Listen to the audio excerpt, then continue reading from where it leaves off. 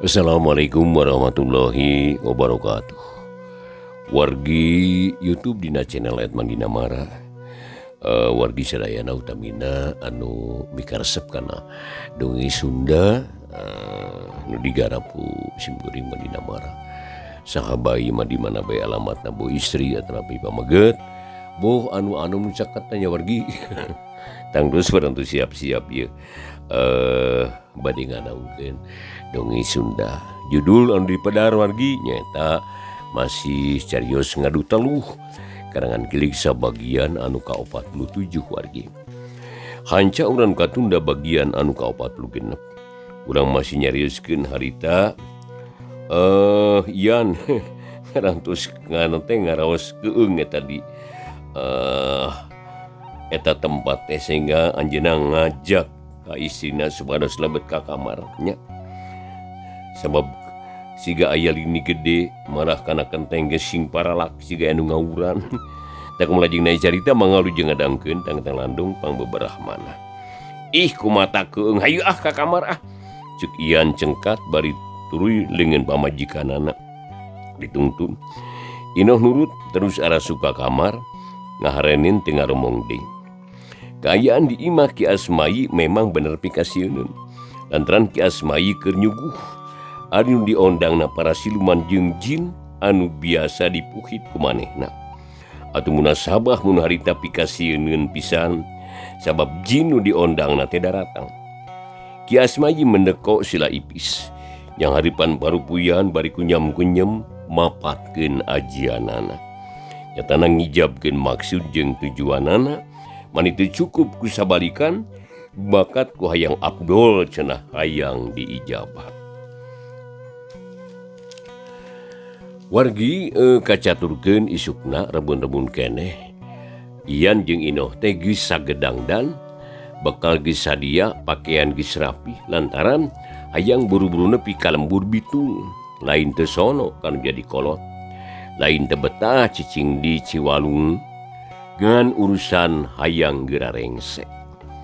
Sanggeus amitan ka Ki Asmai, Ian jeung Inoh harita miang di jurung pidung angku kolot dijajabkeun ku paneuteup Ki Asmai tepikeun ka ngilesna dina pengkolan. Dangdaunan jiga harees keneh caricing taya nu oyag sabab angin geus leler.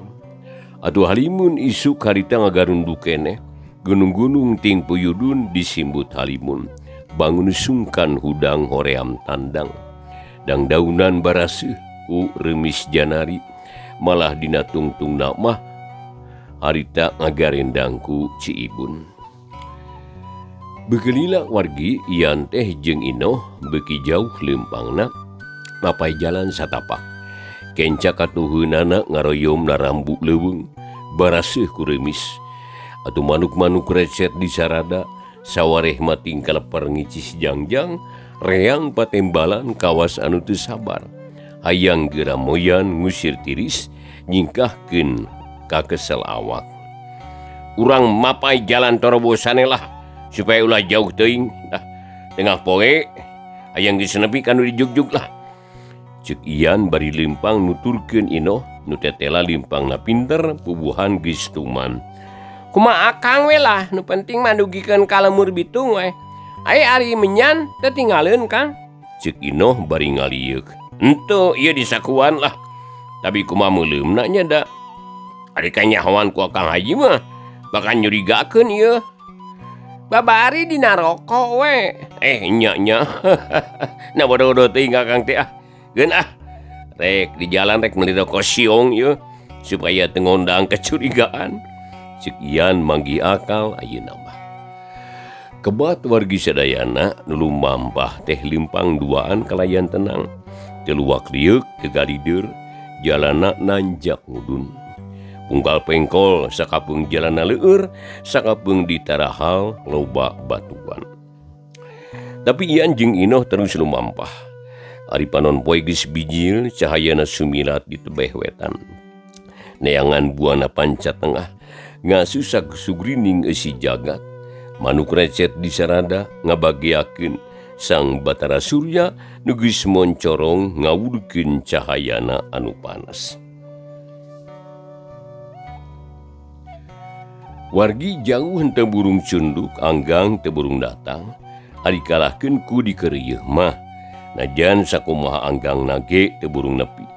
Kitu deui ieu anjeung Inoh, najan limpangna mindeng eureun ge akhirna mah teu burung tepi, anjog anu dijugjug. Ngan sulaya ujung ancer-ancer hayang nepi tengah poe teh wanci asar karak datang. Sampurasun. Ian uluk salam bari nangtung deket golodog. Rampes, rampes, rampes, rampes. Cek di jero terus kadenge anu limpang dina palupuh. Kolotrak mugakeun panto ari beresi keke. Anu nembalan teh trep adu tetep cakakak si keke seuri.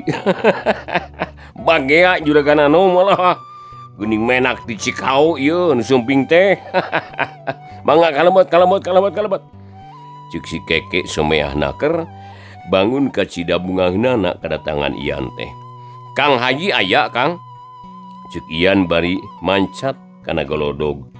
Aya itu nuju di dapur nuju melihan bako lah. Sakalebet lah keun urang wartosan. Cek si keke deui bari terus memener kursi. Ian jeung Inoh arunggah gek diuk harti dina kursi.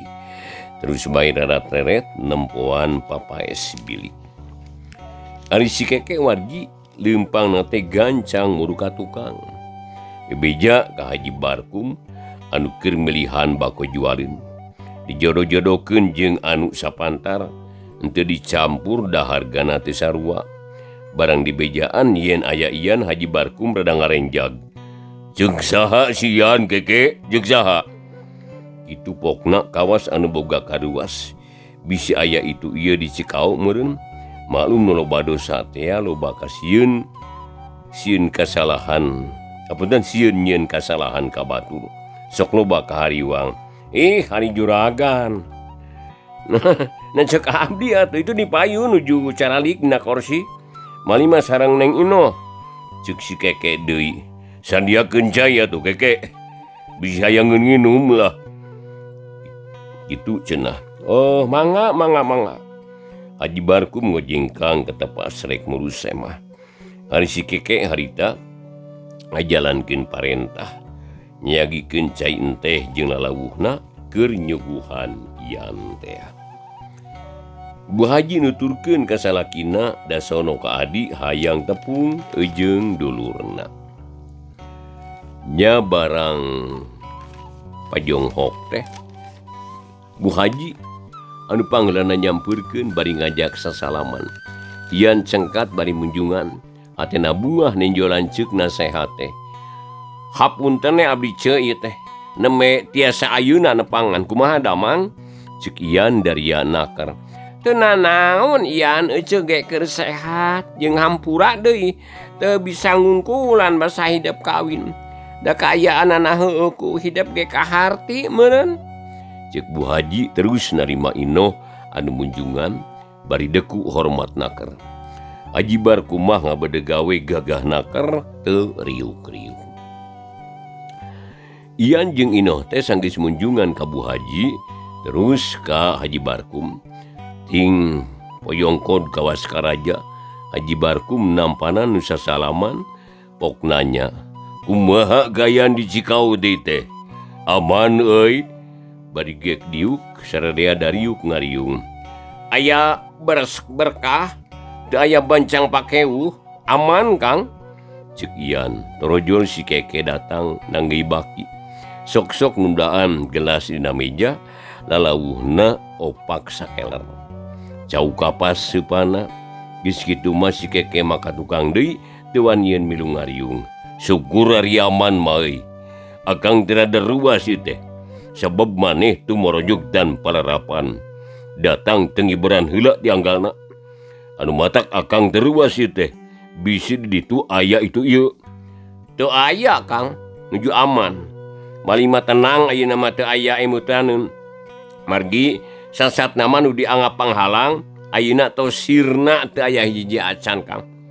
Upami diibaratkeun kana jalan teh mah lowong molongpong jalan gede sesapuan Balungbang Timur caang bulan 14 cek Ian nyarita harita dilewihan wah ari nanaon teh jiga nu keur silih hampura wae meneh mah aya kumaha pakaya tah iraha panen euy bejana basa si keka ditu parete aralusna Haji Barku mah ditanyakeun teh piasireun wae lah nyaeta tukang buku ieu teh ngahaja ka dieu ka hijina sono kan jadi lanceuk atuh ka akang sangka euceu abdi anu ngora gaduh kewajiban kang ngadeusan kan jadi gaganti kolot nya sifatna mah akang jeung euceu nya ayeuna ngahaja nepangan ieu teh sejak nyangakeun silaturahmi bener katarima terus kumaha tah kaduana abdi teh sija laporan tianggalna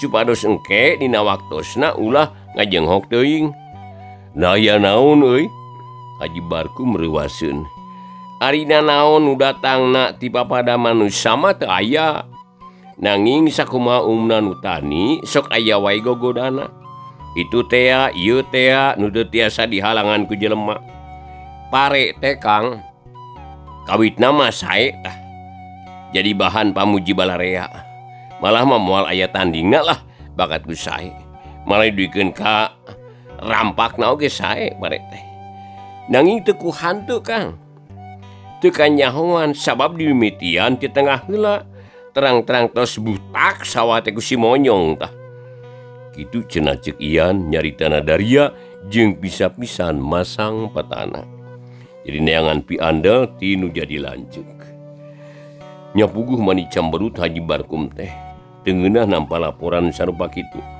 teh berek nyalakeun saha da heueuh atuh di lembur Bitung ge keur loba beurit aduh pananya Kang teh di dieu wungkul tah anu loba beurit teh orang di Cikau ge ayanya nanti di akalan atuh upama di Posbit tah disenteng katawa kumaha da loba carana si Haji Barkum katara rada hanyelu yeuh Kang asana mah geus beak nengka kabdi teh sakur papatah mah geus dijalankeun malah aya nu mapatahan liangna asupan karbit cenah terus dicobaan abdi teh meser karbit 5 kilo ungariang teh diasupan sagede peurup tapi beurit mah angre sur nalawah kantos diporo kalang anu sak pare da beurit mah pinter atuh Ian pepeta diganu heueuh ngomongna teh eueuh kumaha atuh nya lah eta kira-kira teh bakal kabagean atawa moal eta teh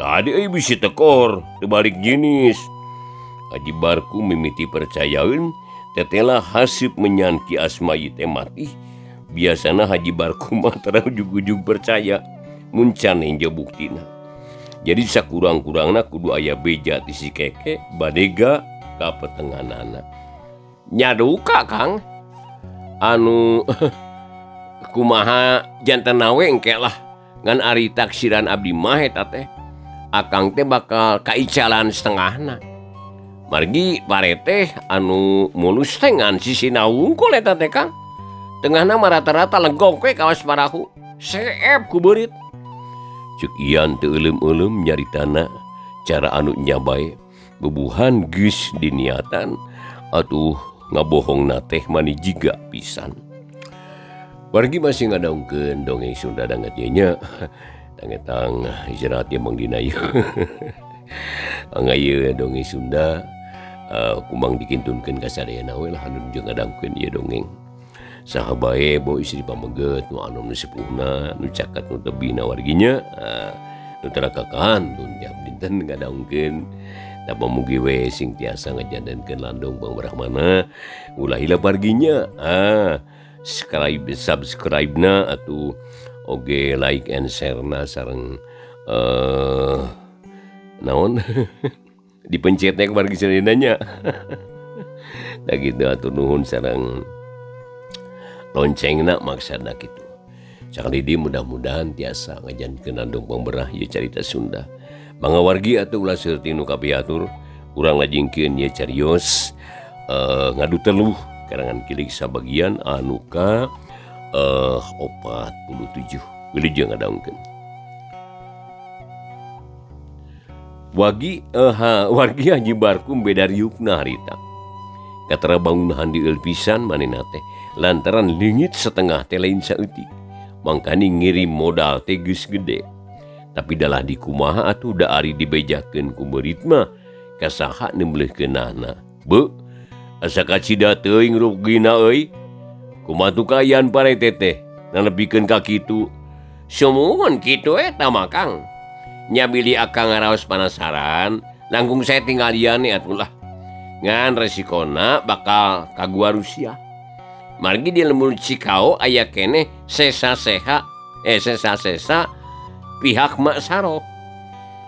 Ceuk ian ongko ngahatean supaya nempo ka sawahna. Tapi bari disieng-sieunan supaya teu indit. Nah saha deui euy? Lain si Barid mah geus kabur. Sanes kabur wae. Malima tos maot si Barid mah, Kang. Tapi aya sabatara jelema nu cicing di Cikao nu kacida simpatina teka pihak turunan Mak Saroh. Di antawisna dua jelema nu kantos sumping ka Abah. Nalika munggaran lakon sawah ieu, tah geuning basa kantos tarung tea anu marengan aki-aki peot. Oh, si Satar jeung si Iming gitu. Haji Barkum marita mani curinghak. Da nya inget manehna kanu duaan mah.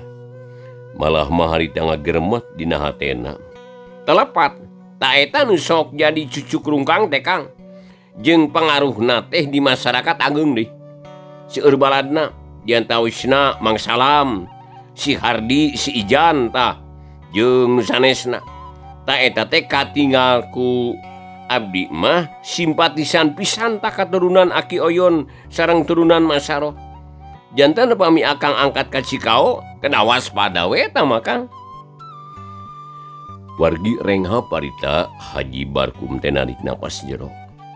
Manehna rada seunggah lamun kudu ka Cikao teh. Lain manehna teh wani tarungan urusan banda titinggal Nyi Ida hayang kapimilik sacara sah sok sanajan bari jeung licik. Jadi supaya engke kahareup di mana aya ahli waris anu ngagugat kuat moal beunang digugat nu matak carana lantip jeung lila deui. Sabab api-api melian ti iyan malah mamake surat perjanjian ka desa supaya engke pihak pemerintah desa mantuan mindingan manehna. Nyalila-lila wargi Haji Barkum inget ka si Keke bujangna atuh rada hegar cari kaayaanana. Paromana marah mai pok ngomong. Geus satu hari kitu mah akang moal kumaha ninggalan tok lah ka Cikao. Sabisi matak jadi ibur. Bisi ngadangkeun ukur hees. Sasat musik-musik ulah mandi. Ngahudangkeun macan tutul. Bisi si Satar jeung si Iming kahudangkeun di amarahna nu akhirna bakal jadi mamala ka urang sarerea. Da kulantaran kitu akang moal hayang nenjo eta jelema sarta moal waka nincak ka Cikao. Satungtung pas nu alan tacan beres. Tapi urusan sawah nu ayeuna pirugieun eta. Jigana akang rek entu si Keke we lah pikeun nempona. Kitu putusan Haji Barkum, jadi jelas si Keke deui anu jadi alat. Mangkani si Keke bareto geus janji ka Satar yen moal sakali-kali dinincak Cikao. Mun kapanggih bakal ditangkep malah apan kungsi ulin ka Cikao tapi datangna peuting balikna ge janari supaya teu papanggih jeung Satar. Nya mangga kitu ge Kang ngan abdi aya usul sarepi deui ieu teh yeuh. Ceuk ian beuki daria ngan jajantung rada ratu kumaha urusan si Keke. Sebab tangtu lamun sungut teu dicocokan rencana bakal gagal. Usul naon deui ieu? Ti payun teh akang kantos ngutus Kang Keke nya yen sadaya barang nu aya di Cikao utamina mah sawah bade ngeureuyeuh diical deui sarta bade dialihkeun ka dieu itu sanes. Nya heueuh. Ari kitu kumaha euy? Nya saena ulah waka Kang. Keun wae tenang heula. Kanggo memeres perkawis sawah perjegi waktos kirang langkung 4 tahun deui Kang. Margi upami aina-aina mah jelas pihak si Satar bakal curiga ieu teh. Upami si Satar tos curiga tos katenggang piriweuheunana. Margi abdi teh kantos nguping watos. Nah, Yen upami aya rentang-rentang si keke datang, bakal dipaehan cenah Kang. Margi rusia kantos budak tadi Kang Keke. Waktu Kang Keke nyandak serat perjanjian tea. Gitu cenah ceuk si Ian bari pepeta mere pandangan anu ngayakinkeun ka Haji Barkum. Nyapuguh atuh ngarenjak deui Haji Barkum teh. Jadi memeh ngajawab, manehna nyalukan heula si Keke. Trojol si Keke nyampurkeun katara mani reuaseun gek diuk bari tumanya. Aya pikeresaheun naon agan?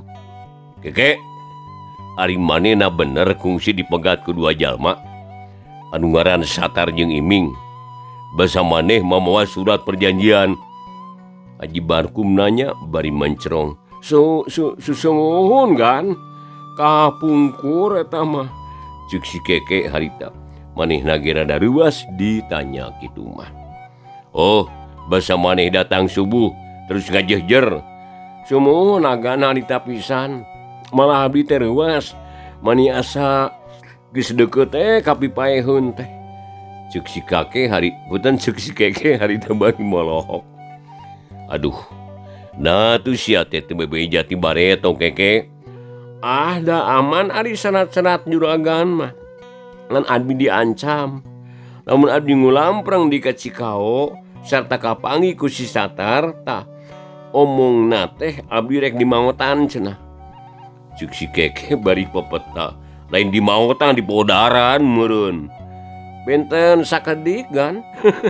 Ceuk si Keke bari seuri koneng. Bu ameu kumari geus kieu atuh euy. Ceuk Haji Barkum bari takerung. Atena rada hariwang. Ari kitu carana mah. Nu mawi sang abdi ge kadah lantip.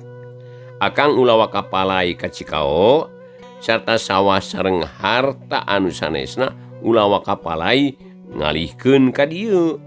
Sawios di ditu we heula da moal naon ieu. Ceuk Ian. Nya kajeun ari kitu mah euy. Tapi bare mah tetep hayang karo di sieu teh.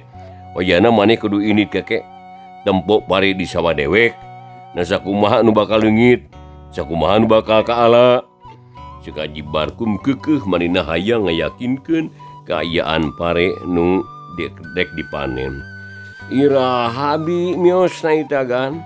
Si Keke rada senggaheun sabab sieunun ku Satar tea. Nya engke mun geus salse. Utamana mah bereskeun heula we kebon bako. Anak lauk pindahkeun heula deui. Oh mangga kan mangga. Tembal si Keke rada jero nyebut manggana teh. Janten kumaha putusanana atuh Kang ieu teh? Ian geus teu sabar. Nya kitu we atuh keneh teu kudu rusuh dipindahkeun. Asal hasilna we akalan supaya ulahan teu bae ku hama. Jeung deui engke dina hiji mangsa si Keke rek diutus ka Cikao. Sina nempo pare nu aya di sawah. Lain teu percaya ka maneh Yan. Ngan hayang yakine kumaha pirugieunana kitu tah. Maksudnya sakumaha pirugieunana tah. Sae pisan. Malah sanaos akang ku anjeun ge teh lepatna nanginya kitu lah. Keamanan teh tiasa ngajamin Kang. Kunae ku si Keke lah. Geus geura bareng dahareuna malah. Capek meureunnya kumanyi noh yeuh betah di Cikao teh. Haji Barkum mindahkeun obrolan bari ngareret ka Nyi Inoh. Betah agan da sareng Kang Ian. Tembal Inoh bari seuri. Heueuh. Wayahna lanannya. Ayeuna mah sing perih heula maksud teh. Sugane jaga di akhir menang kesenangan. Asal kudaek beuri heula. Da Kang ge teu ujug-ujug kieu atuh. Sarua we sangsara heula cara batur. Kitu ceuk Haji Barkum harita. Nuhun agan abdi nampi kana piujang juragan. Ceuk Nyi Inoh.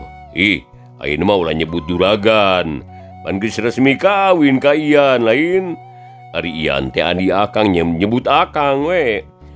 Nuhun jur Kang akang. Inoh jadi gugup atuh mani buncelik ka Haji Barkum teh. Seuri campur jeung ambek. Bibir seuri panon buncelik.